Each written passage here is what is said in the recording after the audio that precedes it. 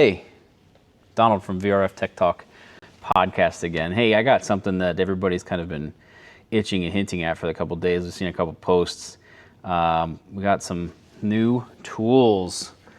We were lucky enough to get our Service Checker Type 5s today. There is an SD card feature, but we don't have a password yet. So we'll wait on that. But hooking it up and kind of just a quick overview of what it is, what it isn't.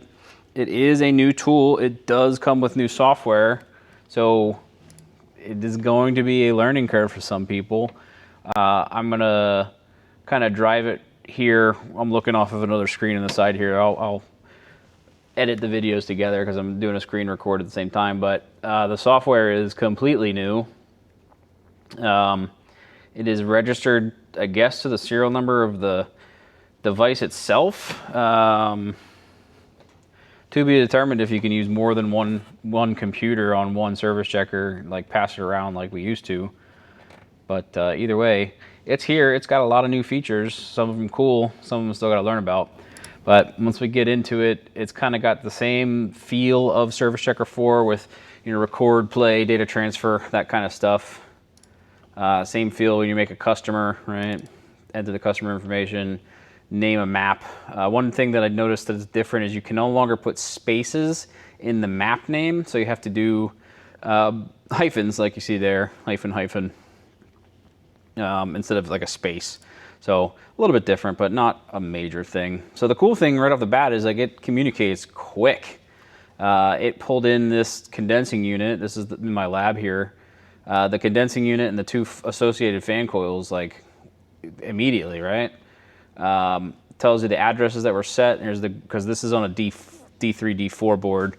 But you know, here's our labels that we made the labels the same as the AirNet number. So here's our labels, our group address, and our AirNet numbers. We can see that the R32 function, right, the A2L sensor is enabled. There is a field setting for disabling it, but I'm not going to be the one to tell you that. You guys can find that in the information. But you know, quick glance, if you're having repeat failure or repeat leaks, right, you can verify that the sensor is functioning by checking right there on the service checker. You know, the cool feature that we've been wanting for a long time is field settings, right? Well, finally, we can set some field settings. You can do indoor and outdoor right here from the service checker now. Now, the thing that's kind of stinks about it is you can only do one fan coil at a time, but you can do multiple settings. So, you know, if we want to change just our base level settings, we can say that we want to use the specific thermistor. You know, we get rid of this filter clean display. We want to put in our we want to disable our clock. Our clock. What is the one I'm looking for here? 22. There we go. Our T1, T2. Right. We have our 3 setting. Wow, we got 5 settings now for T1, T2. Remote controller permission or pro. We'll have to play with those for a little bit. But yeah, we got our T1, T2 settings. We have, you know, all of the field settings that we've already known. So we can add a bunch of settings on here, but you know, we can push those right to the fan coil. Right? So confirm. Yeah, I'm pretty sure I want to set these. And boom, right? Field settings are done. Will that save time? I don't know, maybe. I think that's something to be determined. You still have to address the fan coils at the fan coil, so I don't know. I'm a proponent of doing the field settings at the fan coils because then you know you've hit each one. But you know, this is a lot simpler to set an address and walk away and then have the qualified technician come in, right? The apprentice goes in and addresses everything, then the journeyman or foreman come in and set the settings that are applicable to that project. But you know, we could set field settings remotely now, which is that's insane. It's great. It's a good thing. The one thing that kind of got me was the operation. Like, this is much more intuitive than the old service checker, right? We can change the airflow, we can change the speed or the direction, right? This is a four-way blow cassette. So, but you know, it tells you the model number and the serial number right there. So if your startup sheets are lacking that information, hey, now you have it, right? There's no excuse that a startup sheet should be turned in with no information. Set point is adjustable from here. Cooling, heating mode on off, right? The same thing that was on the old Service Checker 4, but now it just works. I feel like it works better. I feel like it does. But that's the interesting part about that. Now the thing that I wanted to play with, and I haven't really had much time, like I just hooked this thing up today, is it looks like you can set addresses from here too. So I'm gonna have to play with this a little bit more, and delete the addresses that I have in there and kind of redo it. Maybe it's just based on the serial number there, and maybe you can address everything from here too, as long as you know the serial numbers. That'd be pretty awesome, because then you can basically do commissioning from the Service Checker away from the roof. Record settings. Unit information CSV output, I haven't clicked on that yet to really know what that is, but operational data display, right? This is what we all wanted to see. It is a lot different than the old Service Checker Type 4. You have to tell it the data that you want to display, and you have to tell it the units that you want to display. So right here, I just clicked on the outdoor unit 1 and indoor unit 1, and you can see that they display on their own charts. On here, this is where we can select what information we want to see, right? So I have heat exchanger on the indoor unit that is displayed, or is going to be displayed. This is something that I was messing with earlier. It doesn't feel intuitive like the old Service Checker 4 does, but that's something that we're gonna have to learn and relearn. But yeah, we get our data there, and let's turn a unit on. Let's go back to the other screen and turn on a unit. Operation, system 1, on, confirm. All right, we're gonna turn it on. There we go. Heard the outdoor unit click. I'm sitting, the outdoor unit is right here, so you might be able to hear the fan when it kicks on, but I want to see what happens to this liquid pipe temperature as we turn these units on. There we go. There's our temperatures for the heat exchanger, the indoor heat exchanger. This looks like just how the charts are displayed. Do we want them stacked? Do we want quadrants? Do we want them overlaid? Click on 1, click on 2. I think I kind of like the quadrants there. You can if you're doing functional testing for indoor units, you can lay out your indoor units all on this page and run through one at a time. What I do miss is having the data, the numbers on the side here, and it may be there, but we just got to play around with it a little bit more.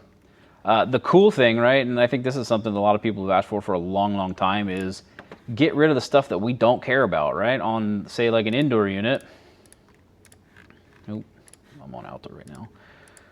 On an indoor unit, like, I don't really care about eco level. I don't want to display that. I don't want to display eco level at all. Anything that says eco. I don't really care about the filter sign. I don't care about set point shift because I don't really know what that is. Cooling set point, heating set point, cool. Now they're separated, so we can see that there's a dual set point. Now we can see heating and cooling separately as set points. To where, like, if you didn't have the iTouch right in front of you, that might have been kind of annoying on the Service Checker because it only displayed the one temperature, whatever it was currently in that mode. But yeah, we can get rid of a whole bunch of stuff in here that we don't really care to see. Cool. Like, all data is good data, but now we're getting a whole lot of data. We can see this fan speeds per mode, right? That's awesome. Refrigerant leak state, right? I'm not really worried about that right now. Thermostat, that's awesome. Changeover option, never really cared about that. Main and sub setting, interesting. RC temp, discharge air temp, cool, discharge air temp. Not all fan coolers probably have discharge air. In the past, it used to be just the MQ, but maybe it's all coming back. That's pretty neat. Floor temp. So this fan coil looks like it is a FXFA, so it might have the presence sensor on the deco panel, so that's pretty cool. So it tells you that. Humidity, where's it reading that from? That's interesting. Human detected CO2 density, that's very interesting. That's pretty cool data to see. But anyway, right, so the gist of that was you can remove data so that this isn't completely piled up with crap that you don't want to see. If all you're looking at is just make sure your expansion valve and your coil temperatures are good, then like you're there. Okay, so one thing we just learned is the Service Checker Type 5 cannot override a Daikin 1. So let's go turn the Daikin 1 on from the stat, and we will see that unit running. So I wonder if that's an upgrade in the future, software for Daikin 1 to allow us to do central control again from a central controller, Service Checker, or something like that. But there we go, condenser fan just started, so that was pretty quick. Let's go back to our data. Now the thing that I would like to see is a means of separating these two data items. It's kind of, when they're overlaid like that, it's kind of annoying to see. You know, if you're getting into a situation where you've got maybe some flooding, both of those data lines are going to be overlapped and might be kind of a pain to look at.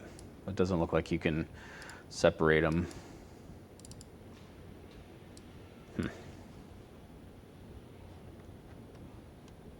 One feature that it's going to grow on me, I guess, is this data display chart. So if you're looking at the Endor unit, specifically, like if you have more than one on there, like I'm guessing you would have all of the information go down the column. But yeah, you get this little chart that kind of like replaces where the data used to be on the right-hand side here. It's kind of here now. So it's cool, but I'm stuck in my ways. I like my data over here. I could care less about lines on a chart. I wanted to see the numbers. But all in all, I think the Service Checker 5 is definitely an upgrade from what we had to what we were used to. And like anything new, you know, it just takes time to get used to it. So that's just a quick video of Service Checker 5, guys. Get yours out there now.